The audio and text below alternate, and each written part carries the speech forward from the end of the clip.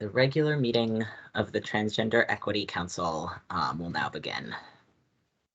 Good evening. My name is Track, and I am the staffer of the Transgender Equity Council. Before we begin, I'd like to note that this meeting includes the remote participation of members as authorized under Minnesota statutes, Section 13D.021, due to the declared local health pandemic. The city will be recording and posting this meeting to the city's website and YouTube channel as a means of increasing public access and transparency. Board meetings are public and subject to the Minnesota Open Meeting Law. I will now call this meeting to order and call the roll so that we may verify the presence of a quorum. And I'm going to stop the screen share and I will call through roll. Diana Anderson. Here. Olivia St. John. Here. Kenzie Weller. Here. May Brooks. Here. Billy Couric. Here. Becca Sanborn. Here. Amira Khan. Here.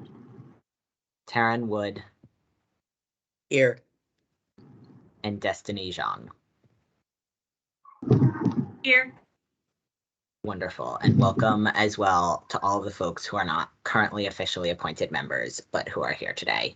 We're grateful to have you here. With that, we will now proceed to our agenda, a copy of which is on the city's Legislative Information Management System, LIMS, online. And I will pass it over to our co-chairs to move us through adopting the agenda and move into our agenda for today. Will anybody do a motion for the adoption of the agenda and the acceptance of minutes tonight?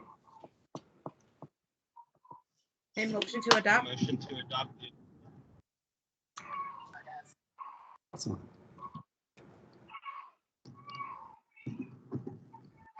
And I think this is Track. I think I heard two motions, which works as a motion and a second. So I'll call the roll so we can vote on the adoption of agenda and minutes. Diana. Yep. Olivia. Yes. Kenzie. Yes. May. Yes.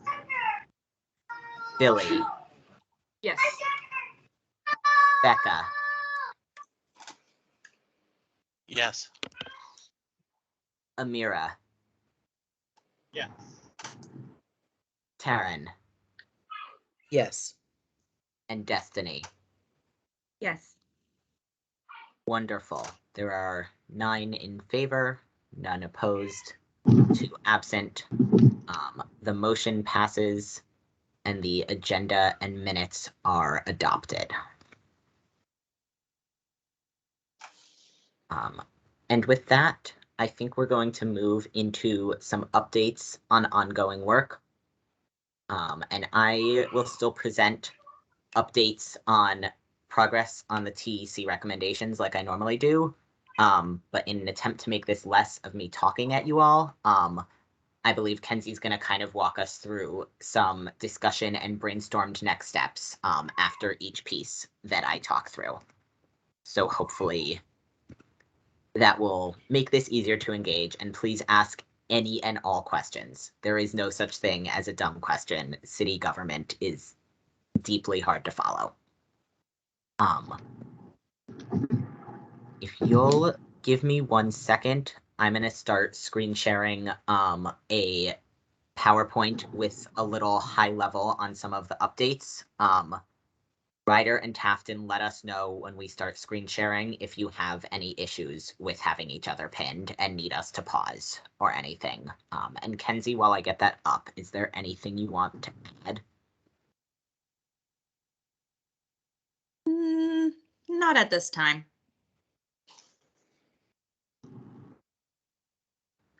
Sounds good. And this is Track. Just a reminder to everyone to say your name before you speak whenever possible. Particularly with only one interpreter tonight and Tafton working very hard for us. That is just helpful to make sure interpretation is clear. Okay. PowerPoint coming.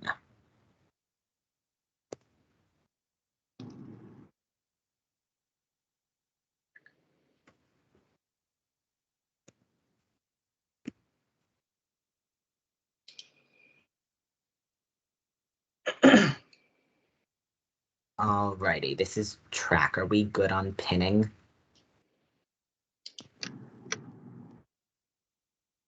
Yes. Yeah. Great. Okay. So,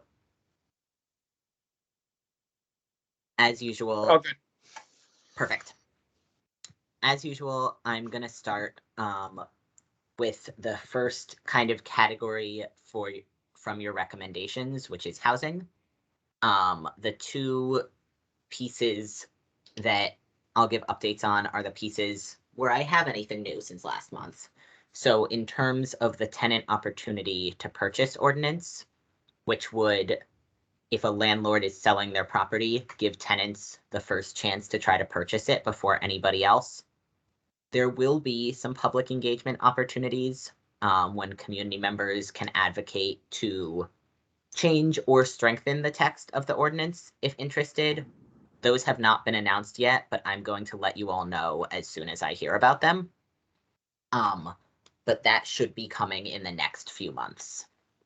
And then the other housing update, I know that we have been working over the last year plus maybe around more training for property owners, both anti-discrimination training and general just renter protection ordinances, etc. Right now, the leadership in regulatory services isn't interested in expanding kind of the general training for property owners to reach more property owners. They have changed the times of day they offer it and are going to see what that does to their attendance. And maybe after a couple months of that, we'll be open to looking at other plans. But that they are not, thank you for checking, they are not interested in expanding it right now. But as of right now, yeah, they're going to wait until they see how this new timing schedule works. They are hopefully piloting soon a new optional anti-discrimination webinar for property owners that will be more specific on that topic. But that is what I have on that right now. Kenzie, passing it to you and any prompting questions you want to offer. No prompting questions, but Sunu. Oh, yes. Yeah, you got it. Okay. Leadership not interested in expanding general training. I guess I have a question for you, Track. When we brought this up initially, why didn't we kind of get that answer to begin with? And why has it taken until now? You know? This is Track. Yeah, great question. Two things. My sense is they moved some staff roles around, and so there's different leadership over this than there was originally. And I think the other piece, and this is a learning on my part, is I went to the staff who would be directly involved in the process, and they were excited. And then when we had to get it up to leadership to make the budget request, it turns out, particularly once the leadership changed, that leadership was not bought into it. And so there's a mix of things. I have a learning around, I need to start with leadership initially so we don't kind of do work that's not going to pan out. But that is my best sense. It's been a little hard to get a hold of folks. This is Kenzie. Track, that is fair. I understand there is a lot of shifting happening in the city. But it looks like Sunu has a question. Yeah, hi. Can you all hear me okay? Yes. Okay, good. My computer was acting weird and it actually dropped me off at one point. My question, and I'm trying to process this with you, Track, because We had a very brief moment where you and I shared some ideas around including some of the other topics into this training piece. And of course, Caitlin, I'm assuming, is the staff who you're referring to, was very excited. I also want to offer an alternative, or perhaps again, trying to see how else we can advance this very important piece of training with city staff, especially regulatory services staff, because this is very, very, very important. I recently had a meeting. I actually did a presentation to the regulatory services managers, and the director was in the meeting, of course. She actually invited me to present on the human trafficking and exploitation, anti-human trafficking and exploitation blueprint. Am I speaking too fast? Sorry, I have a habit of speaking really too fast. I'm so sorry. I'll slow down. So I was invited a few weeks back to present to a group of people, especially the managers who supervises the regulatory services staff, and the director was in the meeting as well. I proposed a few different things, including training, and they all agreed on the importance of training. They actually asked if I would be willing to put together a training for their staff. Um, would that be something that you all would want to explore to see if we can combine the topics, content, and perhaps collaborate in actually developing a training if that's not already there? And if you already have a training that you want and you wish to have the regulatory services staff be trained on, then I would certainly like to advocate for it to stand as it is when I do the training on the other relevant topics that I hoped to present on or train on. Just a suggestion or offer.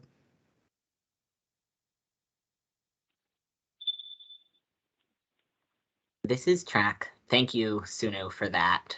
That sounds awesome. I feel like that reaches slightly a different goal in that it trains the regulatory services staff rather than the property owners, but still feels really useful. And I'm curious if any TEC members would be interested in either looking at Sunu's content and suggesting additions or anything like that. The only thing the city has right now is a contract with gender inclusivity trainers who do a pretty thorough, extensive training, which I know some divisions in regulatory services have requested that. I definitely don't know about all of them, but I think looking at your content and adding just a couple little pieces could also be really valuable if people are interested. Do folks have thoughts?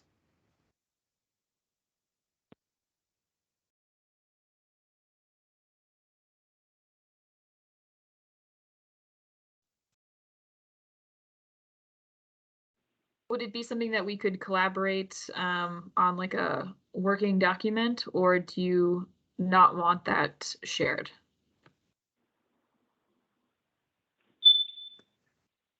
I actually don't have a standard training yet, and I'm certainly open. I would actually really love to collaborate on the content of the training.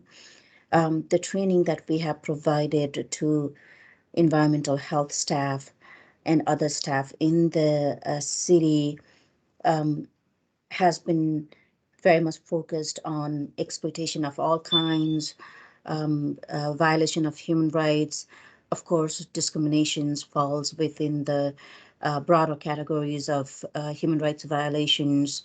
So we really, when I refer to myself as we, I am also I'm also talking about other people who've actually collaborated in developing this training. For example, Madeline Lohman, she's the senior researcher at the Advocates for Human Rights, or Lorena Pinto at the Family Partnership. So there's really a partnership and intentional partnership in developing these trainings whenever we've tried to develop the content of the training and actually trying to impart the knowledge to different audience. So I certainly see this as a partnership, an active partnership between TEC and myself and folks who would have expertise on the particular topic areas that they would have expertise on. For example, labor exploitation or labor trafficking, or sexual exploitation, or sex trafficking, and or other kind of discriminations and abuses, and that runs a whole gamut of things, right? Sexual abuse, domestic violence, sexual harassment, physical violence, all those intersecting issues. And the presentations that we have provided training on have always tried to incorporate all of those issues so that it's more holistic. And we also try to give not necessarily solutions, but responses. We also really encourage people to develop their responses from that lens of intersections and be it more coordinated and holistic.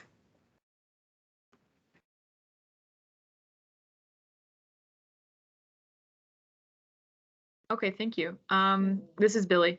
Shanu, so just to clarify, would you like us as the TEC to help you develop this content, or would you like to develop content and then have us give you notes as far as the training goes?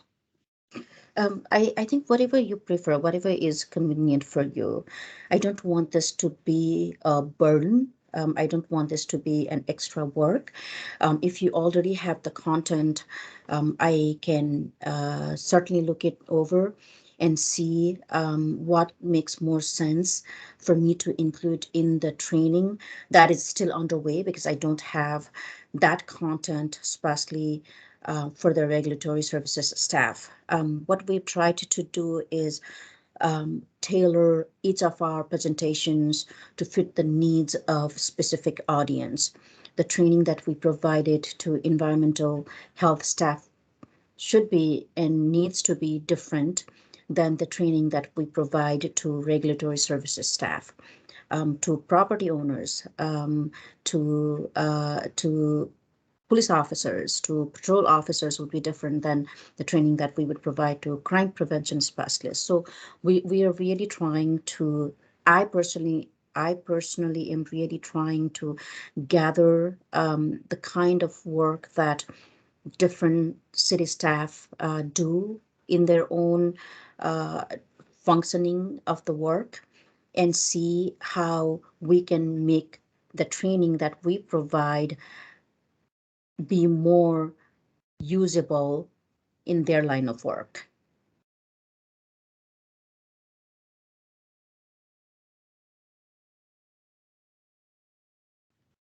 This is Kenzie.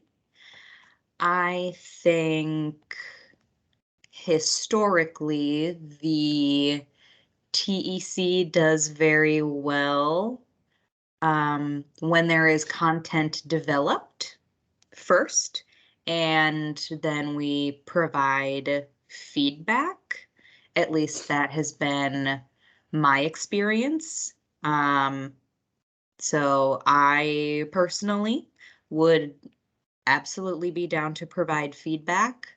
If any other members feel the opposite, definitely feel free to chime in, but I absolutely think that we could carve out some time to look over everything and then have a space to ask questions and, you know, provide that feedback. So that's where I am at.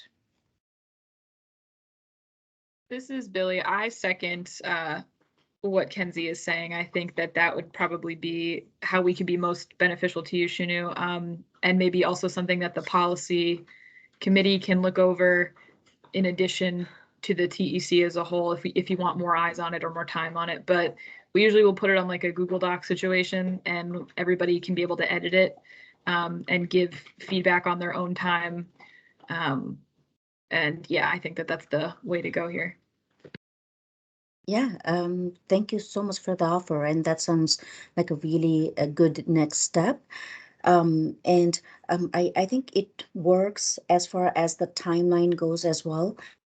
I think I'm scheduled to present it to the TEC sometime in June, which is when I'll also be back from my leave after being or after I will be away for 6 weeks or so.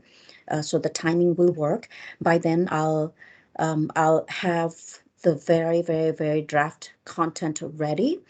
At least I'll have some ideas, some bullet points as to what could go into the training piece. And I'll also have additional potential project ideas for the TEC and the initiative that I manage. Thank you so much. I took up a lot of your time. Thank you. This is Track. You're good. Thank you for that suggestion and collaboration. Does anyone have any other questions or suggestions on the housing piece before I move to the next category of updates?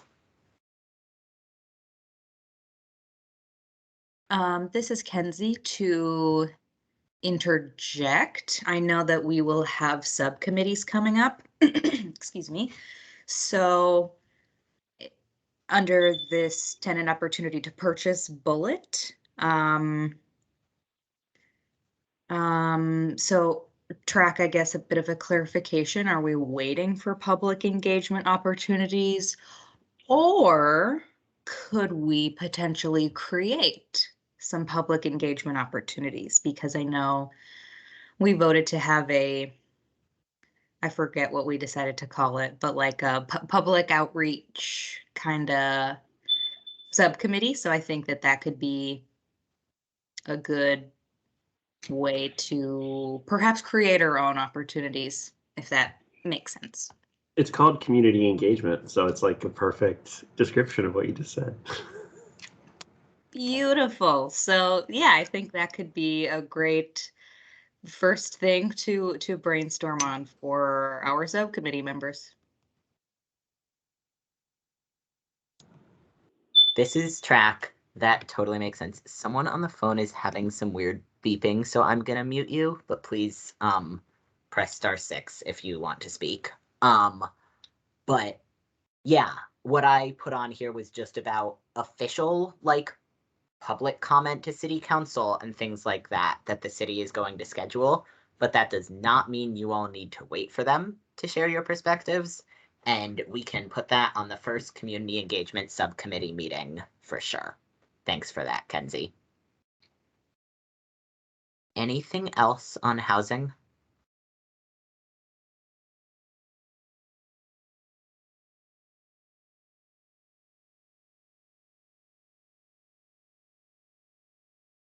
If not, I will move to our next category. So, whoops, sorry. Can you guys hear me? Yes. So sorry. I'm so sorry. I'm the person on the phone who's been kind of having trouble. Since I have two questions. One, is there a better way that I could get you guys' attention if I do have a question? Since I'm on the phone, I don't want to be interrupted. This is Lauren, by the way. Totally fine to just interject if you have a question. Okay. Our meetings are not formal. Okay. Also, since I am note-taking, can I get a little clarification on what you were saying, like who specifically the leadership is that you were saying was not backing it? This is Track. I don't remember names off the top of my head, sorry. No, that's totally okay. Is it like a conversation? Leadership, some of the leadership within the regulatory services department Okay. at the city. Perfect. Thank you so much. Absolutely. And I also publish minutes on these meetings afterwards. So that will be up on the city's LIMS website as well at some point, if that's helpful for anyone. Totally. Thank you so much. Okay, this is track. I'm going to move into community safety updates. So the city started mental health crisis response teams that go out instead of police to mental health crisis 911 calls. And the good news is that those teams are now operating 24/7. So that is less of a policy that has changed. It just took a while to roll that out to full time, but I wanted to give that update. In terms of race equity becoming a department instead of just a division with additional influence and programming, the very good news in many ways, and also for me, is that we will have a director at the end of this month. And my hope is that we can restart the work of race equity becoming a department and not just a division, and being able to influence more work once she starts. I'm also hoping that maybe you'll all get to meet her at one point. But just wanted to give an update on timeline there. And again, if anyone has questions, please feel free to jump in and interrupt me. I can't see hands raised or everything super easily when I'm screen sharing. In terms of safe use or supervised injection sites, the council members who are interested in that are still working on getting a review from the city attorney's office on what's possible. And I will get back to you all with next steps as soon as we have that. The next one is a big category, but kind of a bullet point that I pulled actually from Sunu's work around decriminalization of sex work, addiction, homelessness, mental illness. And one very concrete piece of that is the repeal of the city's loitering ordinance, which is used to target people who are loitering with quote unquote, it's something around like intent to and then related to potential drug sales or sex work, but it is obviously not a thing that is fully provable because it is just around intent to. There is a coalition of community orgs led by Sex Workers Outreach Project Minneapolis, or SWAP, that is starting up around this loitering ordinance repeal idea. And their first meeting is April 7th at 2 p.m. I have tried to stay plugged into the Decrim Coalition for you all when I can, knowing that that's one of your priorities, but I can't make that meeting. So if anyone is free April 7th at 2 p.m. for a virtual meeting, particularly anyone who's on the policy subcommittee, but it could be anyone, and would be down to attend that and report back, that would be wonderful. I'm going to pause there and see if there's anyone who knows right away they're interested in that before I go into the next few bullet points.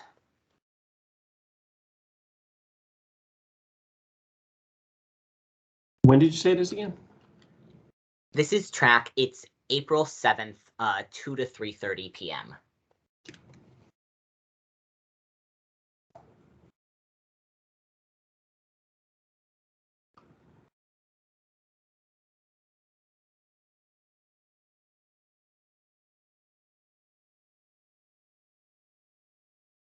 This is Kenzie. I have blocked it off in my calendar.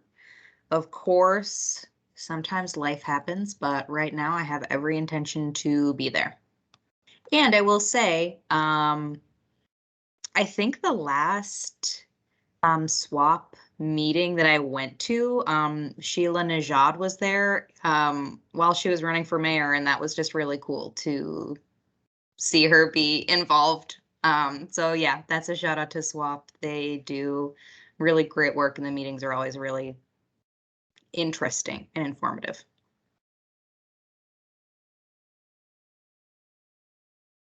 This is Track. Thank you, Kenzie. Great to have multiple people there. So if there's anyone else who wants to, please feel free to say so or put your name in the chat, and I will make sure the invite gets to you. But thank you for being willing to be there and report back. And then last month, I gave a couple general quote unquote community safety updates, not directly related to your recommendations, but just related to big things that were happening in City Council in response to Amir Locke's killing. And wanted to give a little more follow-up both on those and just other big things that have come through in City Council that are probably worth paying attention to.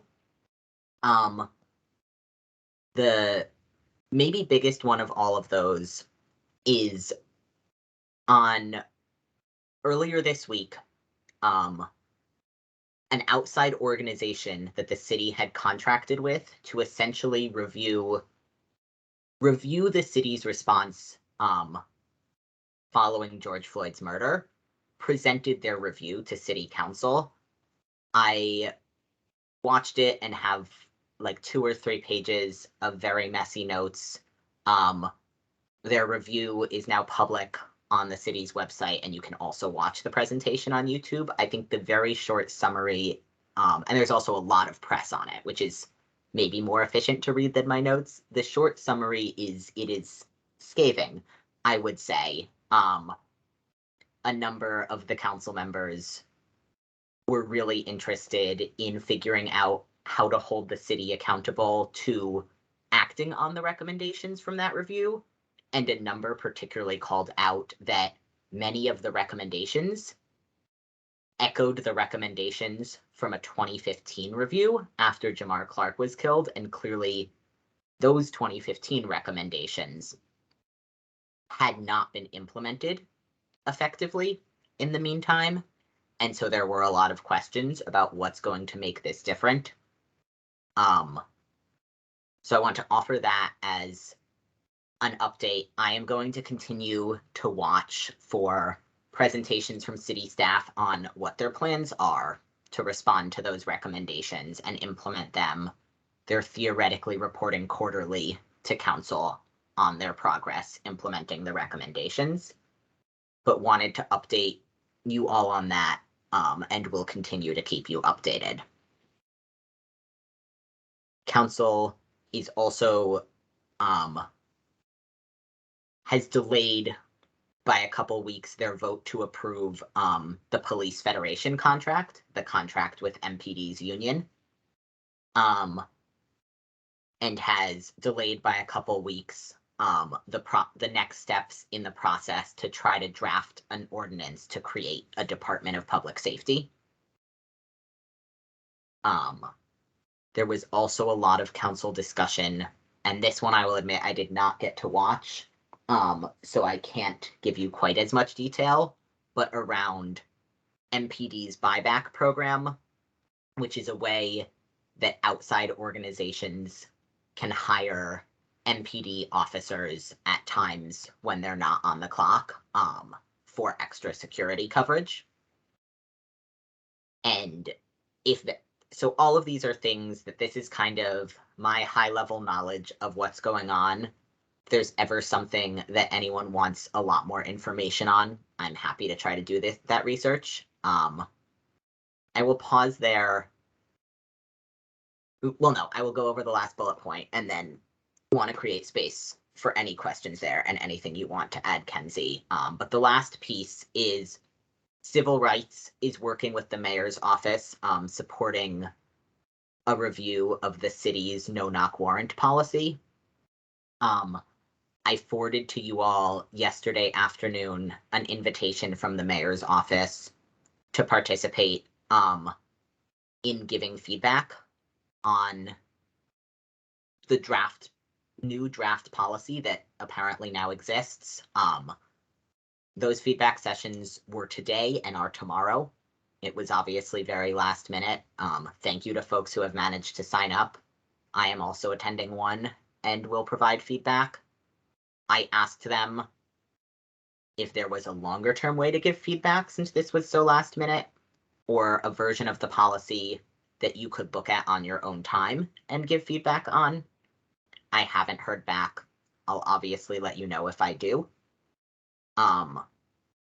If there's anyone who lost my email about signing up for those feedback sessions but wants it, let me know and I'm happy to send again. But yeah, I will stop there. That was a lot of information. Want to create space for questions, brainstorming around next steps, anything else.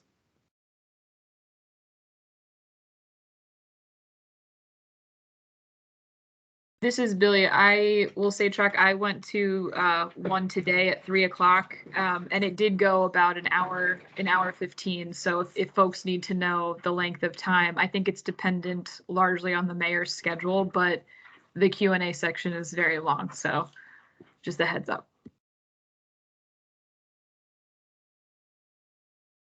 This is Track. Thank you for attending and for that heads up.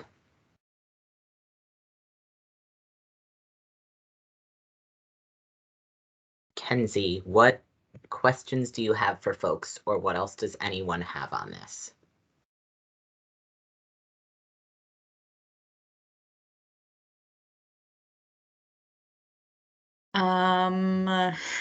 Let's see. Do I have any questions? I don't think that I do personally, and I don't see any questions in the chat. So if no one has anything to add.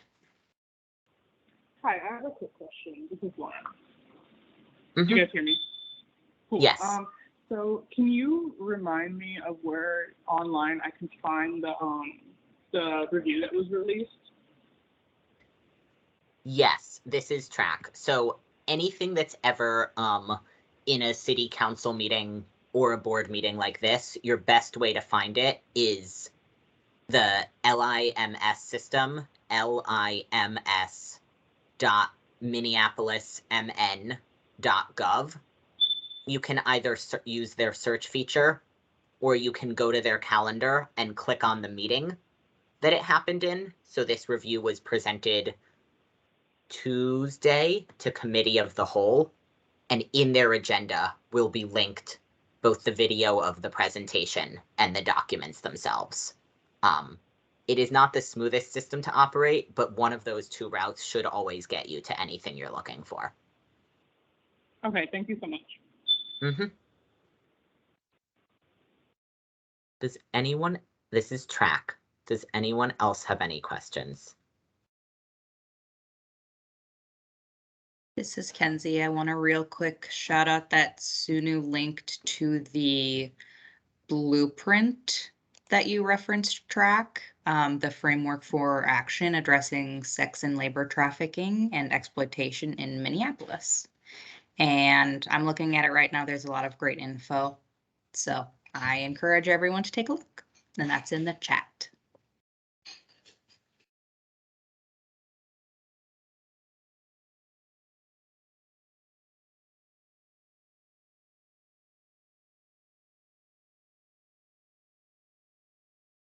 Awesome. This is Track. If more questions come out later, please share them. But if not, I'll move on to the next few updates, which are not as lengthy. Actually, Track, let me pause you right there. I'm sorry. This is Kenzie. As far as safe use sites, I know you mentioned that there were a couple of people that are interested.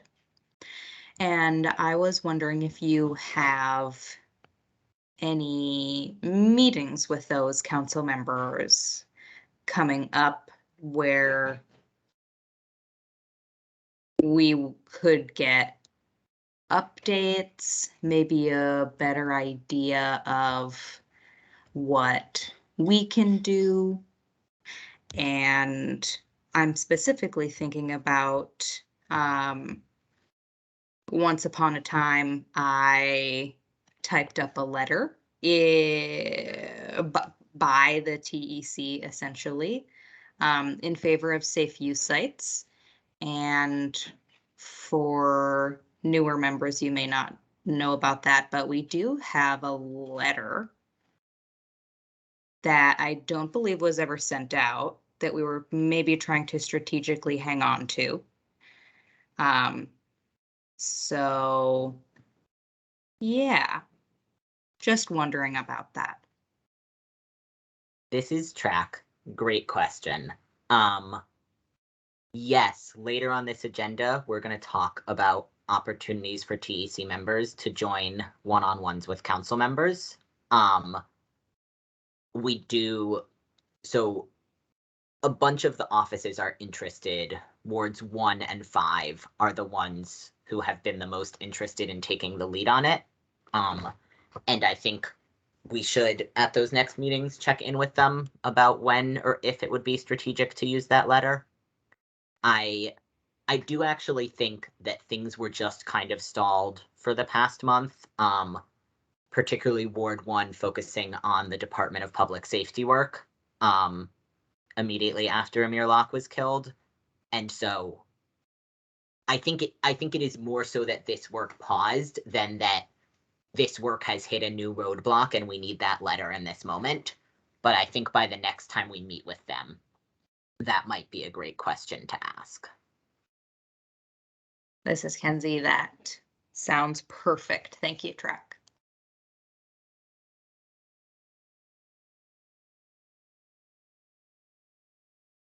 Alrighty. So quick updates on training. Your kind of push around continuing to grow the advertising of our gender inclusivity training has been great, and we have definitely had a bunch of requests. Towards the end of this meeting, Destiny's going to present on some of the other work HR has been doing, but just wanted to say that we are getting the training out to departments, which is great.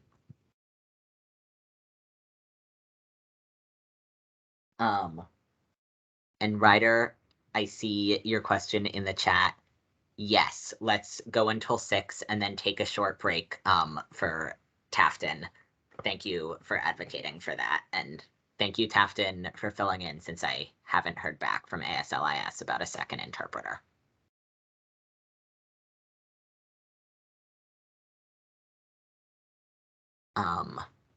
And then, oops, I didn't update this PowerPoint slide. So increasing the number of gender neutral single stall restrooms in Minneapolis. The date I have on here when our work group is presenting back to City Council is wrong. That just got changed. But regardless, in the next few weeks, the work group of city staff from relevant departments that I have been leading to look into how we can incentivize this is presenting back to council. And it seems like either through American Rescue Plan Act funding or through external funding from a community partner, we should have funding to purchase a bunch of gender neutral restroom signs and start to kind of advertise to businesses, here's how you request a free sign, update the signage on your restrooms, and also enforce it for the really new buildings where it's required. So that is good news. If it turns out that we're like on the edge of getting it in the American Rescue Plan budget and there's a need for advocacy, I will let you all know. But right now it seems like we should have funding and should be able to move that forward.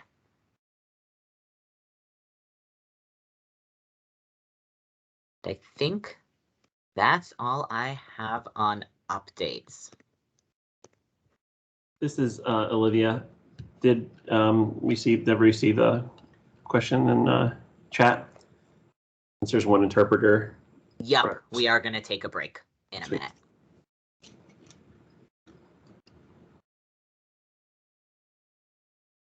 And I also just got an email that we will have a second interpreter coming in just a minute, actually, also.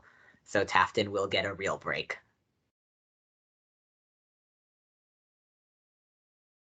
Does anyone have any other questions on the updates before we take a short break?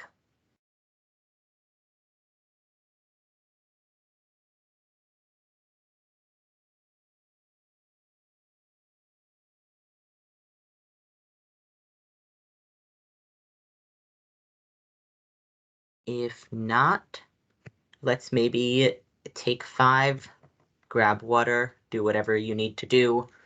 I'm gonna put back up the PowerPoint slide while we're on the break, just so that it's not just like our faces or empty backgrounds.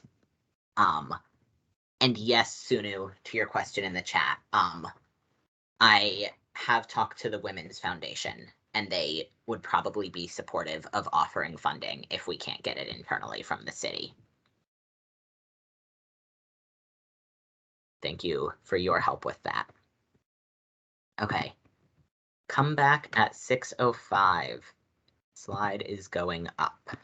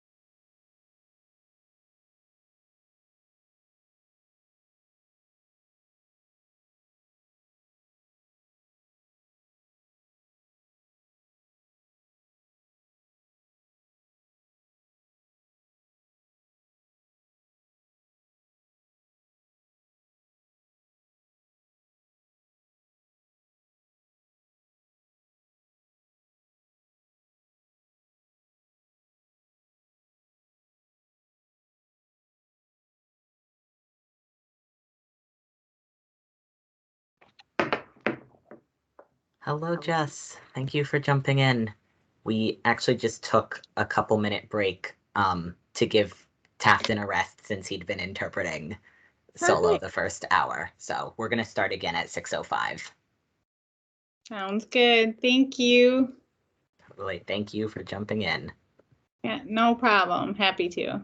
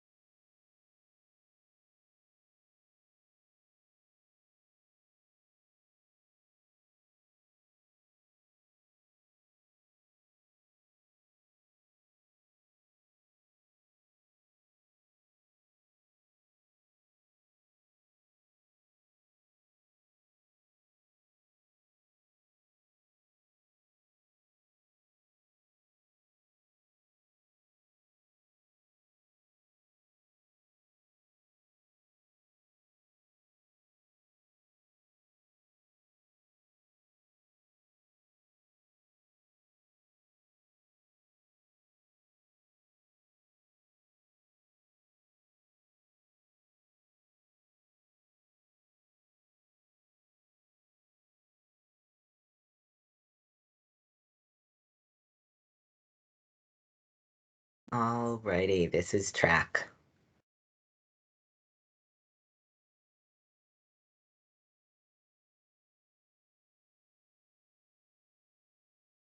Please come on back to your devices.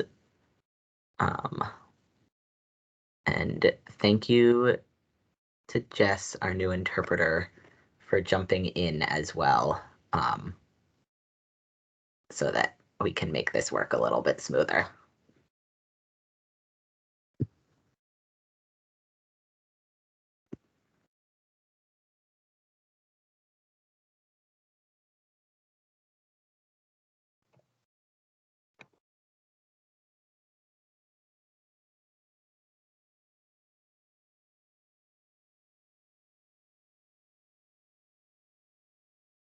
I think we're all good. Thanks, Chuck.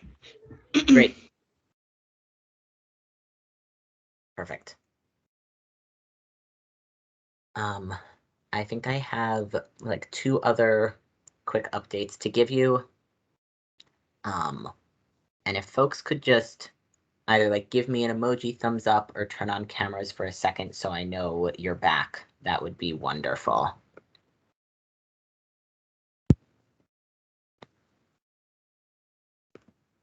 Sweet. Great. I see a lot of faces. I see a lot of emojis. Thank you all for taking a break and coming back. The other updates I wanted to quickly offer. One is, I know I have been saying for months that we're almost ready to move the policy through council that would attach trans equity guidelines to our contracts with shelters and social service providers. We're still almost there. This is mostly my we have identified that it probably applies to more contracts than we thought. That's great news. That means I need to connect with some of those contract managers before just moving it through council. So that is both good news and a little bit of a delay, but still in process. And then the last update is just that we talked last month briefly about the big violence prevention training that the Office of Violence Prevention was doing and content you all wanted included within it. And I know there was a suggestion of content around intimate partner violence, specifically as it impacts trans communities. They're open to that suggestion and going to try to incorporate something, and just asked if we had any recommended trainers or curriculum or anything they should work with. So wanted to pose that question to you all to see if anyone had recommendations I should pass on.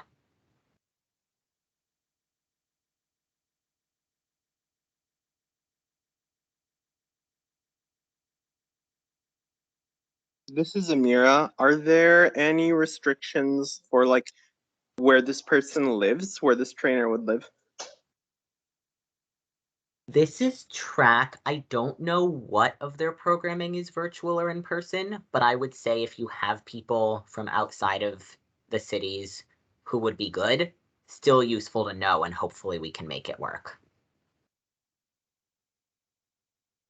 Sounds good. Thanks. Totally.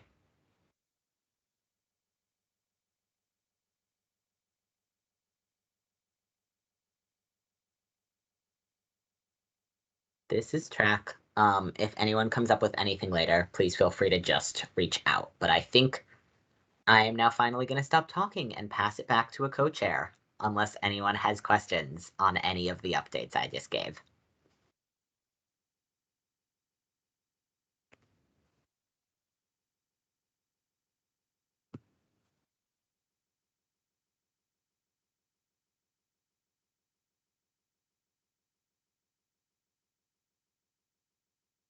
Although, is it just me on the next section, or is it one of you 3?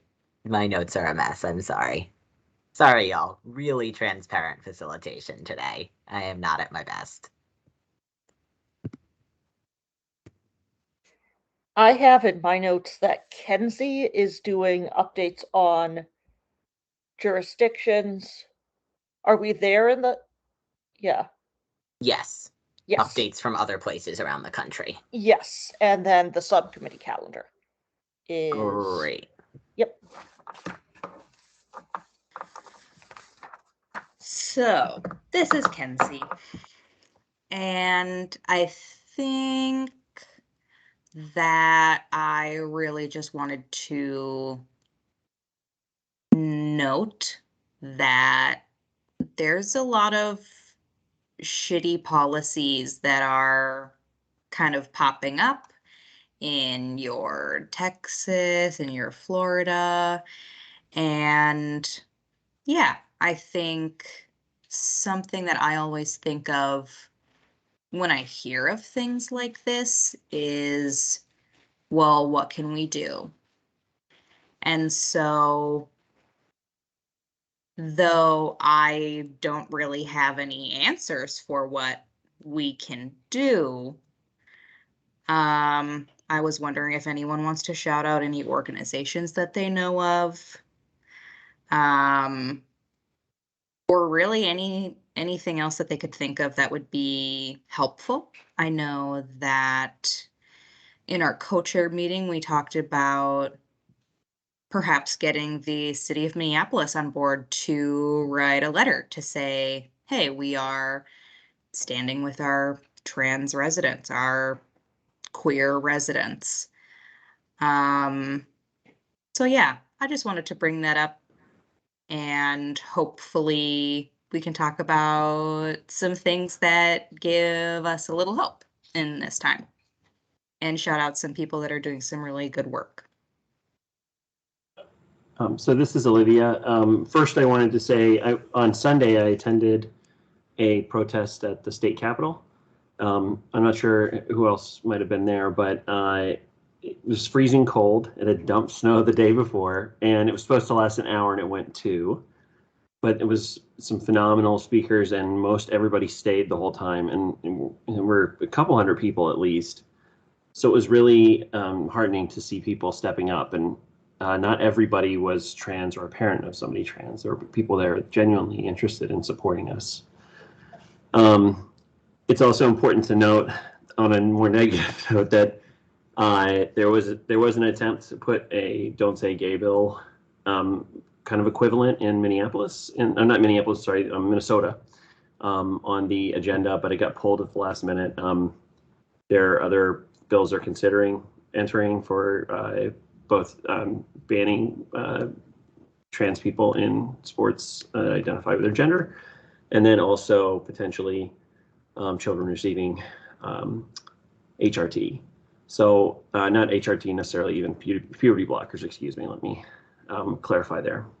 So I think that I wanted to call out and make sure that people are aware of the Trevor project and the Trans Lifeline.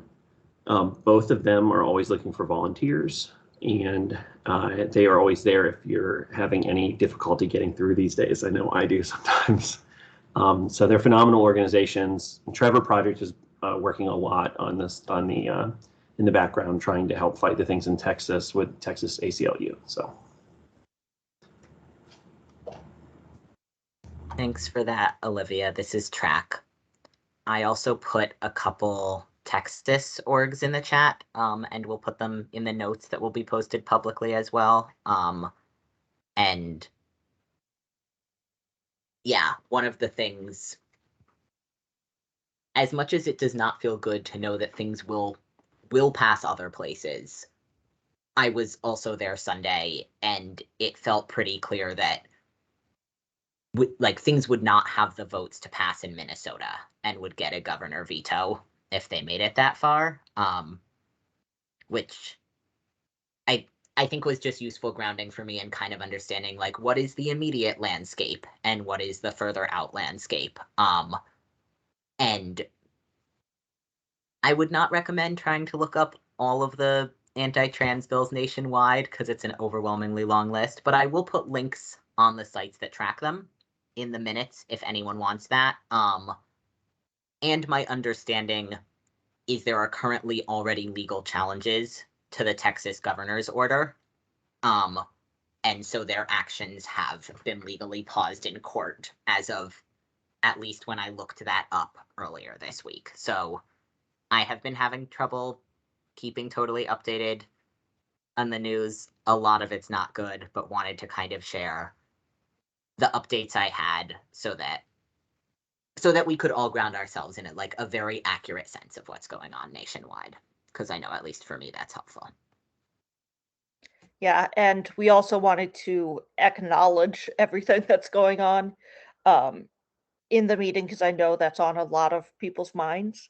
So I know the Florida bill passed today and was signed by DeSantis today, and the Idaho one has passed as well.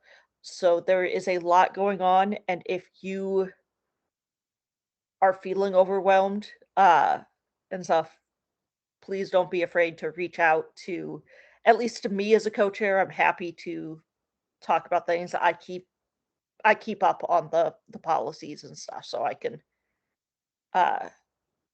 just talk or whatever. Because we know it's overwhelming to exist as a trans queer person sometimes.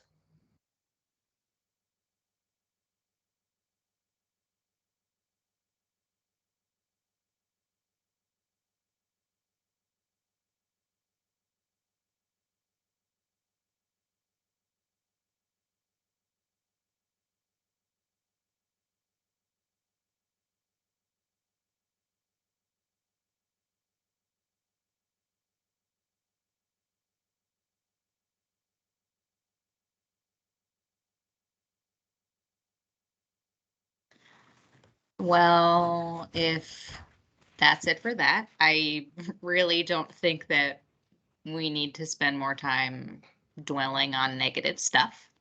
So I am happy to move on.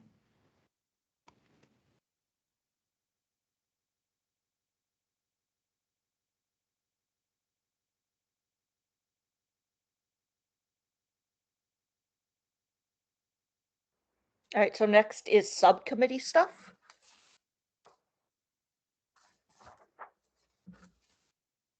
Correct, and I don't have on my list who was taking that. This is Track. I can just hop in. Thank you all for moving with us as this cool collection of people co-facilitates for the first time. So the way open meeting policy works, you all just need to formally vote to adopt your subcommittee schedule. So I based it on the scheduling survey that I sent out. I will say it and also put it in the chat. And I don't remember if I put it in the agenda. But policy would be meeting fourth Mondays of the month through the rest of the year at 5:30 p.m. And community engagement would be meeting fourth Thursdays of the month through the rest of the year at noon. And unless anyone has any concerns about this, we would just need a motion to adopt this calendar and then a second, and we'll do a quick roll call vote. This is Olivia. Motion to adopt the calendar. This is Billy. I second that motion. Awesome. This is Track, calling roll. Diana, Yes. Olivia, Yes. Kenzie, Yes. May, Yes. Billy, Yes. Becca.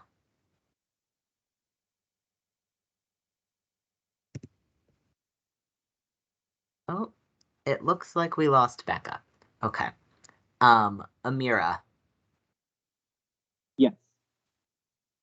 Taryn, Yes. and Destiny. Yes. There are 8 in favor, none opposed, and now 3 absent. The motion passes. we have a subcommittee calendar, and it is my job to get calendar invites out to you all for the subcommittee you signed up for. If anyone who isn't officially appointed to the TEC yet, I know there's still appointments we're working on finalizing, knows which subcommittee they want to join already, let me know, and I will get you that calendar invite. Otherwise, we can also, for folk, or just folks who aren't official members but are joining as they can, let me know, and I'll happily get you a calendar invite. And you also, obviously, if you are not an official member, are not required to. But I will take care of that. And I will pass it to Olivia to talk about council office check-ins. Thanks so much. This is Olivia. Per track, there are council check-ins with specific city councilors right now. There are 5, 3 of which are scheduled, and 2 more that we expect to see scheduled. And so we are looking for volunteers of people that may want to attend those check-ins. And so I'm going to go over the list of those. And then we can talk about individual timings and everything.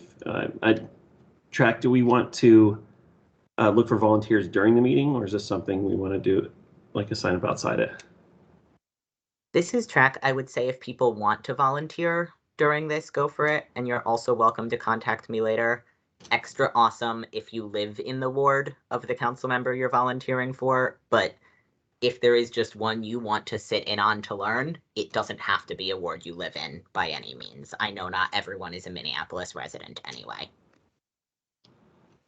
All right, so to go over those, wards 1 and 9, which are Elliot Payne and Jason Chavez, respectively, are not currently scheduled. However, we do expect them to be scheduled. So I guess maybe I should go one at a time here. So for Ward 1, do we have any volunteers of people who would like to attend? We don't have that scheduled yet, so not sure exactly when it would be. I'll give it a couple moments here and then I'll move on. And I'll post these to the chat as well, just in case people want to. This is Track. I just threw them in the chat since you were talking. I figured that would be easier. And the only other thing I'll say, I will always be in these meetings to kind of, as the staffer of the TEC, that's my responsibility. So if there is a meeting that you could only join sometimes, or you're interested in joining, but mostly just want to sit in and listen, you're also welcome to. We don't need to have TEC members on this, but I want you all to have access to your council members if you want to. And the co-chairs felt the same way. So definitely wanted to open up this opportunity. So they're in the chat, as Track said. This is Olivia, by the way.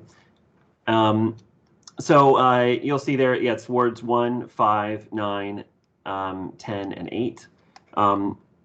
Please feel free to either speak up if you would like to attend those, or you can message in the chat, or like Track said, you can reach out at a later time as well. I know we have kind of a packed agenda still for the rest of the meeting, I think, so I'm going to go ahead and we can move on from here. Unless there are any questions.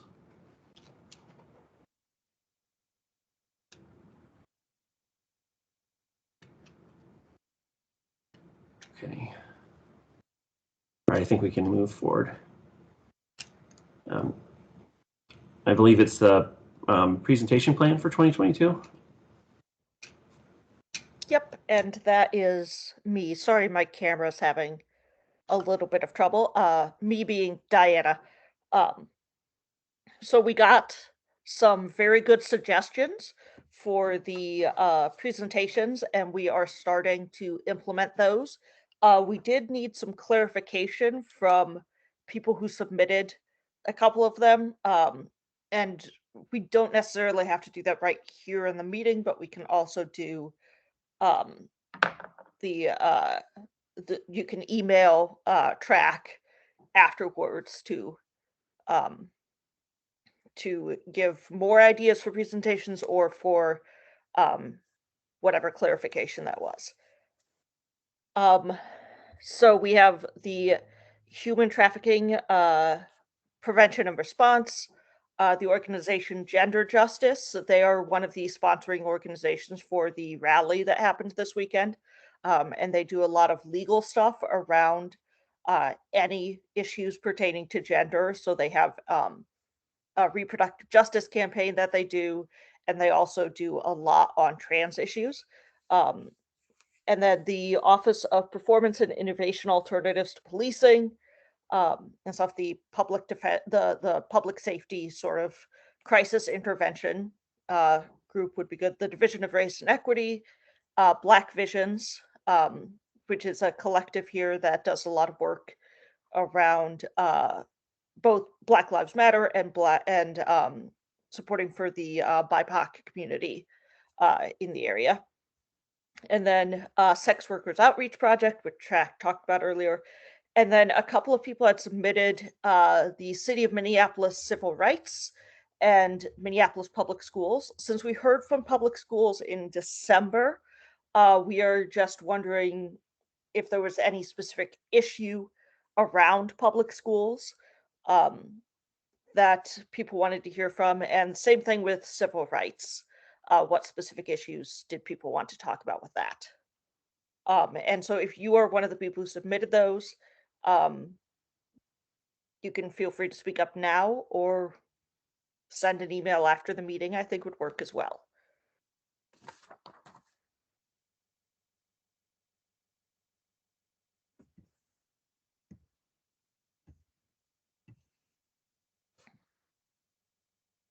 This is Track. My only other question is, does anyone have anyone else they'd want to hear a presentation from this year that they did not get to submit to the survey and so isn't on this list yet?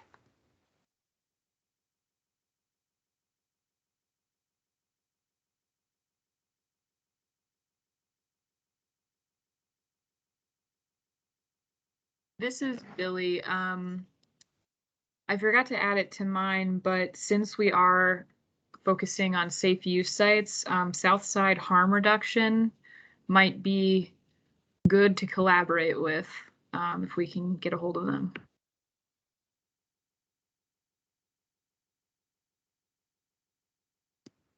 This is Track. Added it to the list. Thank you, Billy. That's smart. Anything else?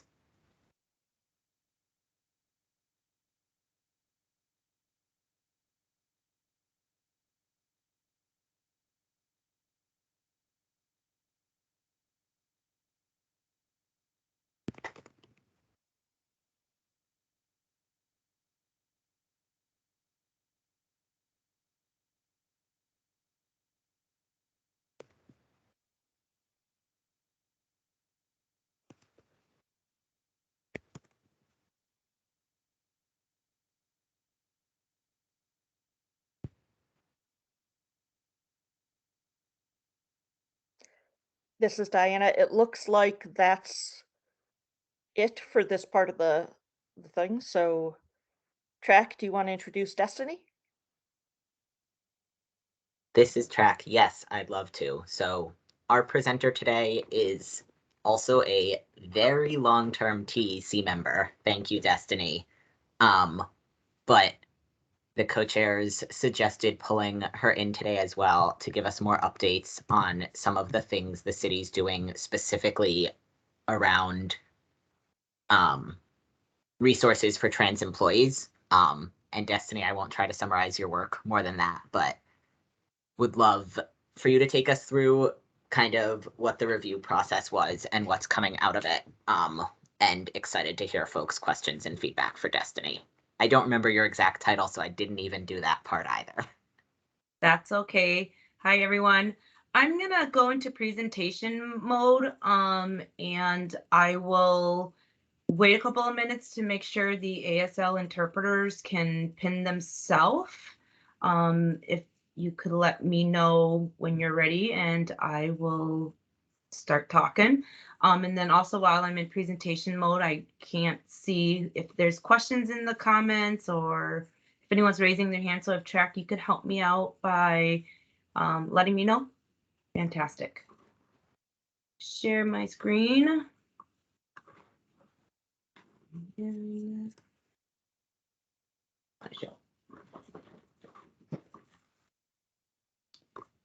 All right.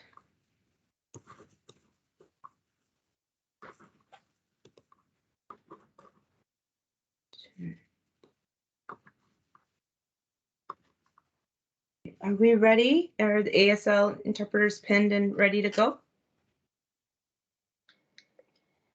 Give me 1 second. This is the interpreter. Yep. Ryder's saying good to go. All right. Well, hello again, everyone. As Track said, my name is Destiny, she, her pronouns. I am the HR manager with the city of Minneapolis. I've been with the city for 8.5 years. I've been a member of the Trans Equity Council since 2017. Oops, sorry. I don't know what's going on. There we go. So I, have really enjoyed being on this council. See myself as an ally, but continuous learning is always important to me. So I'm always learning something new. In my role as an HR manager here at the city, workforce diversity, equity, inclusion falls within my scope of responsibility. So one of the recent things that I've been doing, or I should say, starting this late last year, I've launched a workforce DEI assessment of HR policies and programs. And in doing that, it was extremely important for me to have an outside and objective assessment done. So we partnered with Deloitte Consulting. They are a firm that was able to come in and do this assessment for us. In that scope of project, they did a larger HR workforce DEI assessment, but as a part of that assessment, I made sure to include a trans equity assessment of our HR programs and policies, making sure that we have that lens also incorporated into our DEI work. So my presentation today is focused strictly on the trans equity assessment of our HR policies and programs and our efforts to date. So I will just go ahead and get started. Just highlighting specifically what was the trans equity assessment that we did, the purpose of the assessment.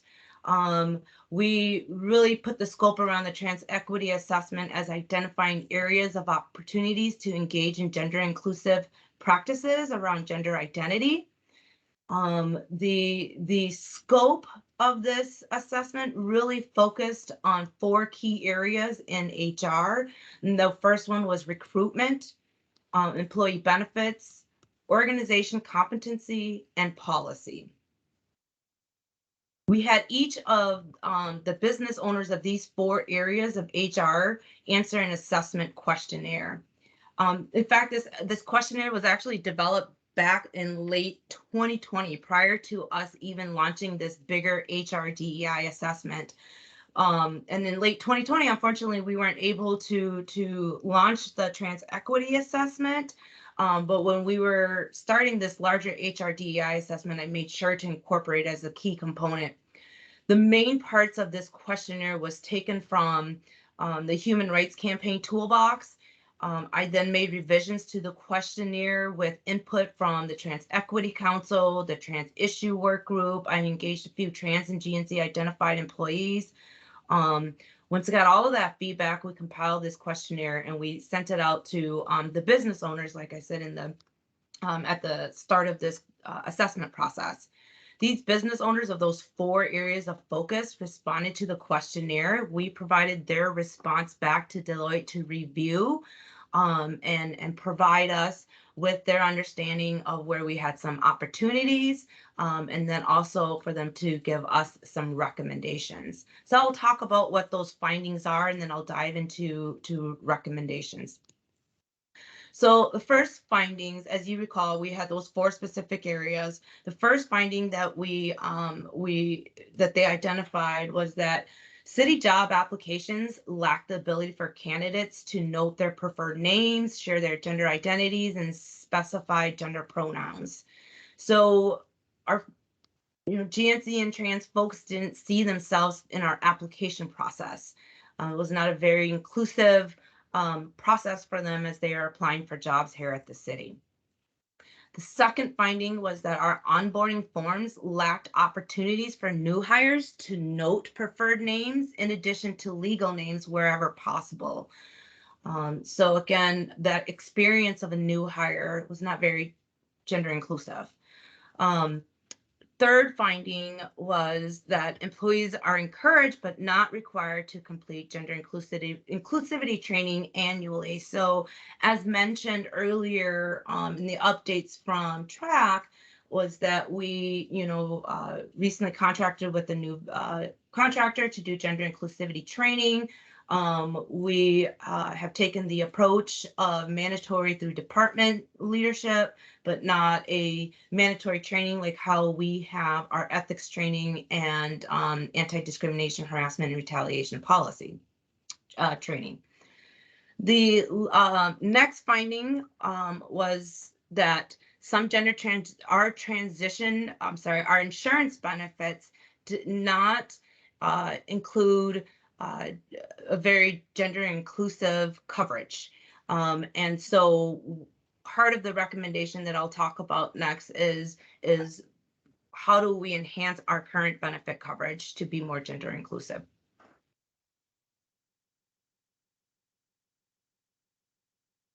So the first recommendation as it pertained to that application finding was that we should do a more thorough review of the application and interviewing process. Creating a specific field for job candidates to input their preferred name, gender identities, and gender pronouns, so that when they are selected for interviews, that information would be made available to the HR, not necessarily put out there in advance for hiring managers to review, because all of that information is protected information, but that our HR folks would be able to contact applicants, use proper pronouns, set up interview process so that it is a more inclusive process. Also to implement it was a part of because our application process is a blind application process when our hiring managers are reviewing that, making sure that when they are moved to that interview stage, that our hiring managers also from our HR staff have that information to properly address our applicants as well. Second recommendation is to examine the employee onboarding experience. This would include developing field for our new hires to list their preferred names in addition to their legal name on onboarding documents. This includes creating a process where new hires can identify and list their preferred name, which then would be included in the employee directory, nameplates, designation forms, business cards, but also that it is easily transferred into other city systems or city documents as well. For example, if someone signs up for training, that their preferred name shows up versus the legal name that is listed in the HR database. Third recommendation was to build an enterprise-wide transgender competency training process, and that meaning that, again, right now gender inclusivity training isn't required, but moving it to a required training for our staff. And then next recommendation was to create gender transition policies. And so that would be for us to promote, I'm sorry, not promote, but create a transition guideline to help identify improvements in our, sorry, let me back up, to create a transition guideline to help our employees that work with other employees that are transitioning in the workplace on the resources that are available to them, also what services are available to them, and how employees should be able to manage and communicate when that employee is ready to share their transition. And that's if the employee wants to share that. But also a part of these gender transition policy includes that benefit coverage, enhancing our benefit coverage. So looking at our existing insurance benefit plan, understanding what we are lacking specifically and where we can enhance that with our medical provider.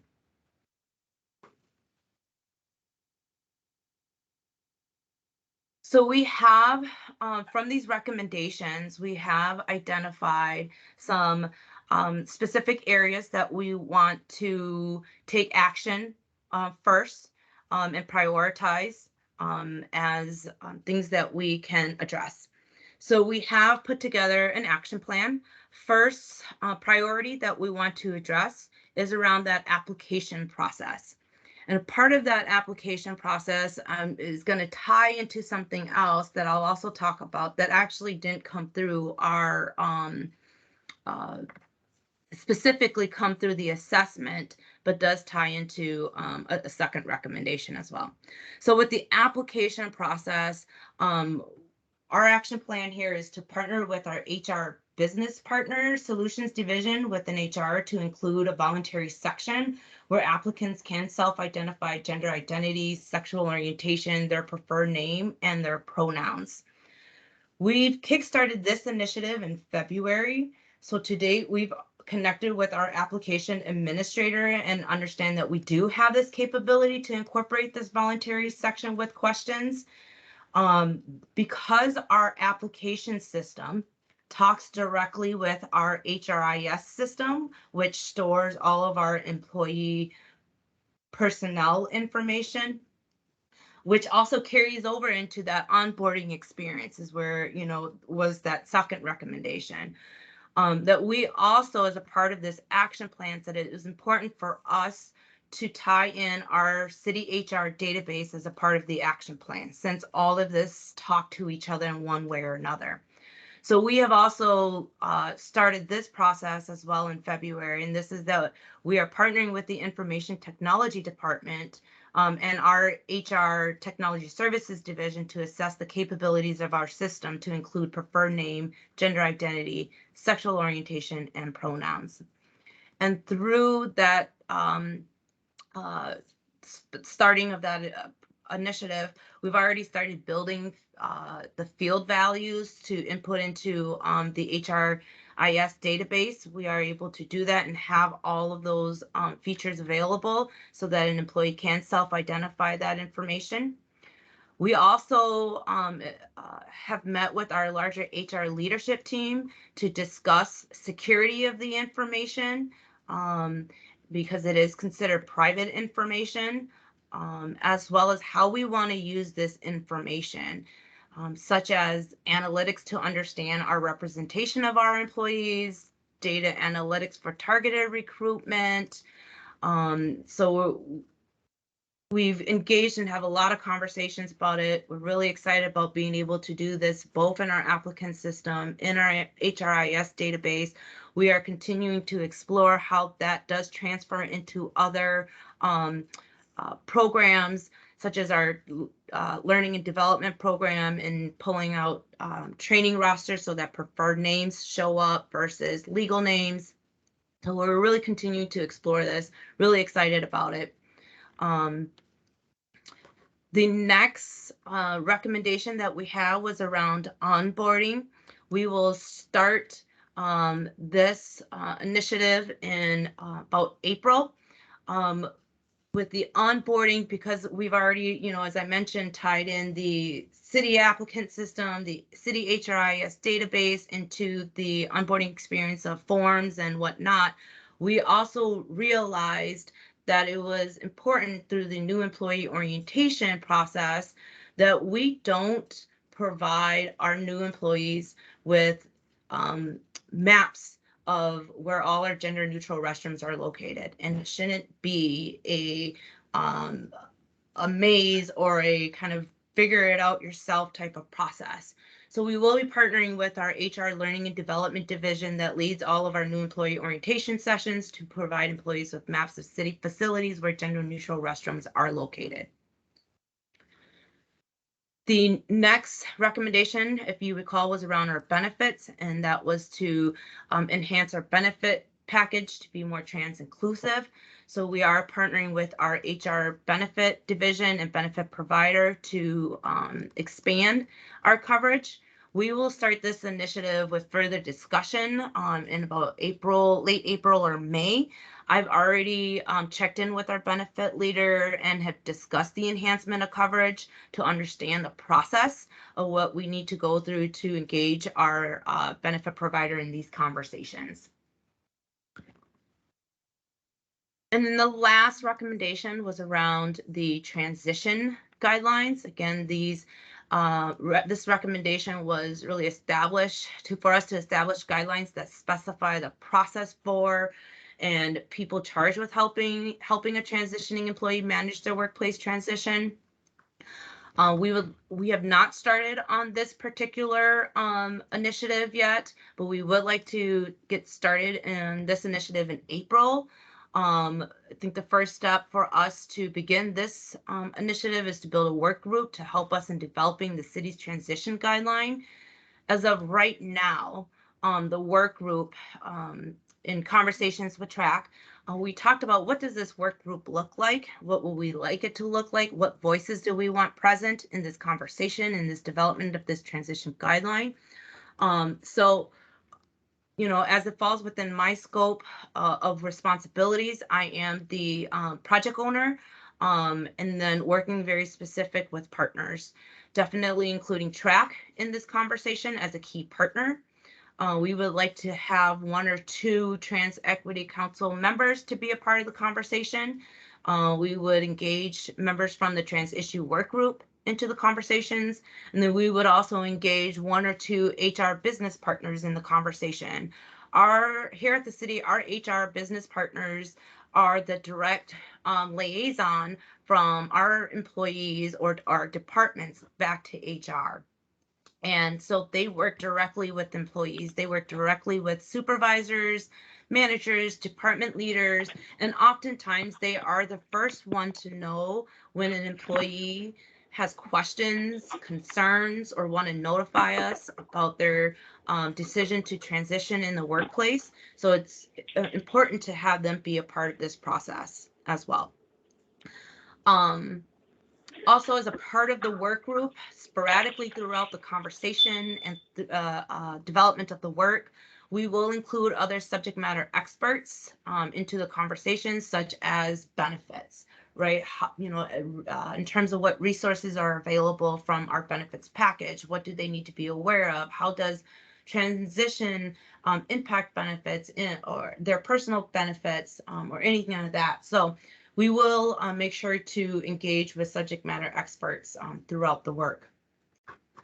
So as I have shared with you, let me just take a pause here and see if anybody has any questions.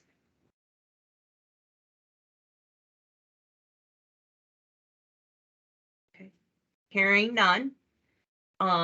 That will lead me to, Destiny, go ahead. This is TRAC. There is one question in the chat that I can read out. Okay. Sunu asked if recruitment also includes retention when you were talking about recruitment earlier. In terms of looking at data analytics for recruitment, I would say that it would include retention as well, because we want to make sure that we are looking at our retention efforts around those targeted numbers. Right now, we don't have numbers around gender identity, sexual orientation, and so we don't know if what we are doing is having a positive or what we're not doing is having a negative impact or anything like that to retain individuals with specific identifications. So those are just some examples of how we can use the information. Again, it's private information, so we would have to, of course, use that information that would be useful to the city and secure that information. And any information that is released around identities, it would only be provided in summary data. Any other questions? Okay, hearing none, I'm gonna, go to my ask of the folks here in the meeting. As I said, we would definitely like to have your voices represented in this process and be a part of the work group. Again, as I mentioned, looking for 1 to 2 members here to be an active partner. When I say active, I would say, the engagement expectation would be approximately about 1 hour bi-weekly to participate in meetings. To actively participate through emails, maybe through phone calls, in providing ideas, feedback, time for reviewing and proofing documents. Those are examples of what I mean when I'm talking about active participation. And of course, Track, if I'm missing anything, I know you and I have kind of been stuck at the hip together in these conversations. Please feel free to chime in. And I don't want to say stuck, because I like being stuck to you, so. Well, Destiny, this is May. I don't know if you want me as one of the representing one of the council members, but I'm really interested in the subject matter. Okay, that's great. And maybe we should clarify. When you say, is it bi-weekly? Yeah, right now I'm thinking bi-weekly, but if needed, it might be more. That's why I'm saying approximately. Okay. All right, so I just want to make sure, because we just had this discussion in another meeting. And bi-weekly, you mean once every 2 weeks, not twice a week, correct? Right. Okay, I just want us to clarify that, because that frightened off my last group of people. Mm-hmm. Yeah. And then most of the work will be driven from city employees to put things together and all of that. And it's really, that active engagement piece of our members here to provide, like I said, ideas, feedback on reviewing and proofing of documents. Maybe of other organizations that already have some best practices, and so sharing some of your knowledge, your expertise, that would be great. May I will put your name down. If there's anyone else that's interested, you don't need to tell us right now. Feel free to send Track an email or myself an email. Be more than happy to definitely have you as a part of the group. And this is Track. I'll just also say, if you don't think you have the capacity to be in the work group ongoing, but would be interested in reviewing things once or twice when you have a chance, or just know of some resources that you want to send along, any other level of engagement, Destiny, obviously correct me if you disagree, but I would assume would still be awesome. Yeah, absolutely. And I too anticipate that we would be bringing information back to this group periodically, or even, coming back to this group to get thoughts and ideas, so that we can take it back to the work group as well. All right. Well, that's really all that I have in terms of my presentation, my ask to the group. If you do have any questions that you think of afterwards, or anything that you think is important for me to know as it pertains to this work, please feel free to reach out to me. I believe I'm on my email is on these meeting invitations, so just email me directly if you want to have coffee and conversations to talk about your ideas. Would love to do that too. Thank you, everyone. And this is Track. The last thing I will toss out there. Big shout out to folks who were on the TEC like 2+ years ago when we worked on the review that helped develop this originally. And knowing that folks might have come up with other things since then, if there are things you've experienced at your current or past workplaces that are things you would want to see the city focusing on in this too that didn't get highlighted, particularly things that might go into like what should be in gender transition guidelines, just any learnings you've had, please feel free to send those along as well. Oh, and Kenzie, I see your hand. That was actually an accident, so just kidding.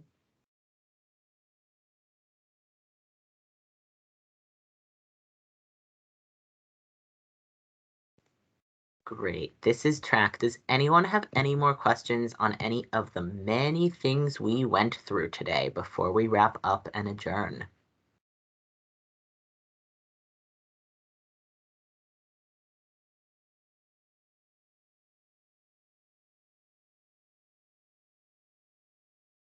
If not, big thank you to Olivia and Diana for their first meeting as co-chairs, jumping into facilitation.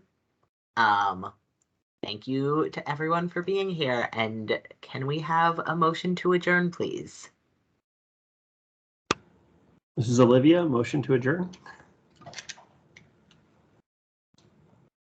Second the motion. Motion second. Wonderful.